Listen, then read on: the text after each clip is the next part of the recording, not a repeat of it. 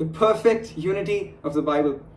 The Bible consists of 66 different books, written over 1500 to 1600 years, written by over 40 different authors on 3 different continents, written in 3 different languages. And there were authors like a king, a cupbearer, prophets, fishermen, and much more. And it contains different genres, yet it talks about one plan of salvation, it talks about one God, it talks about one problem of mankind, and that is sin, and talks about one solution for the problem, that is Christ. It talks about one standard of morality, it focuses on one theme, and there is no contradiction. I just want to ask this question to the people who are watching. How is there a unity among a vast diversity? The only answer is the ultimate author is one, and that is God alone. The scientific accuracy of the Bible. There's this famous mathematician and his name is Ptolemy. He counted the number of stars and he concluded that there were 1056 stars in total. And years later there was this astronomer, his name is Kepler, in the 17th century. He said he actually concluded that there were 1055 stars and not 1056 stars. Years and years later, there was this famous astronomer and his name is Galileo. He invented a telescope and he viewed the sky through this telescope and he was shocked to see that there were not 1056 stars, there were not 1055 stars, but there were infinite number of stars in the sky. Now let's take Jeremiah 33:22, which was actually written even before Ptolemy started counting the stars. And as the stars of the sky cannot be counted and the sand on the seashore cannot be measured, so I will multiply the descendants of my servant David and the Levites who minister before me. This shows that Bible is not catching up with science, but science is actually catching up with the Bible. And I'm going to give you much more proofs and evidences in the Bible that you can actually look at. There was another theory that was very popular in the early days. People said that the earth was not suspended in space, and they came up with all crazy logics. But you know what?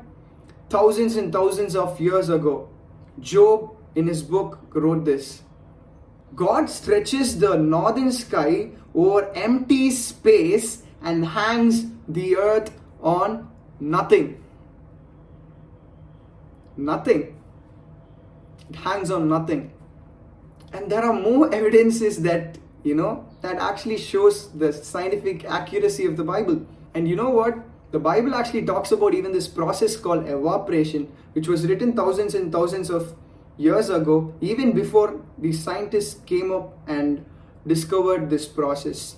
Let's read Job 36:27, and it goes like this: He draws up the water vapor and then distills it into rain. And if you notice, the Bible talks about much more. It talks about astrology, it talks about geology, it talks about biology and much more. So yeah, the Bible is not catching up with science, but the science is actually catching up with the Bible. The reliable transmission of the Bible.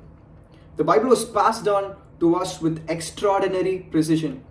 In the year 1947 and 1948, a shepherd boy was just playing with stones, just threw one of the stone on the cave, and he heard a cracking sound. And he entered the cave and was shocked to see something which was extraordinary.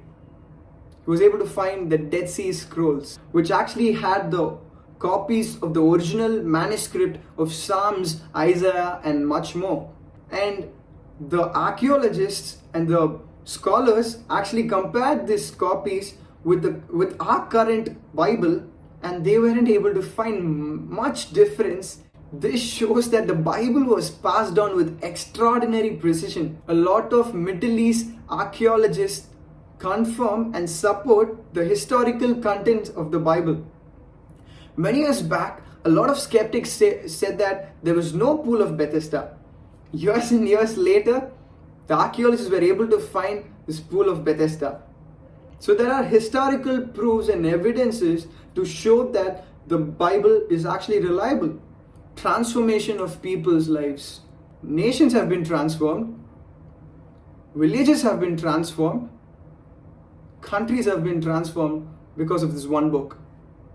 It's not just an ordinary book. There is much more in this. And the author is someone who is greater.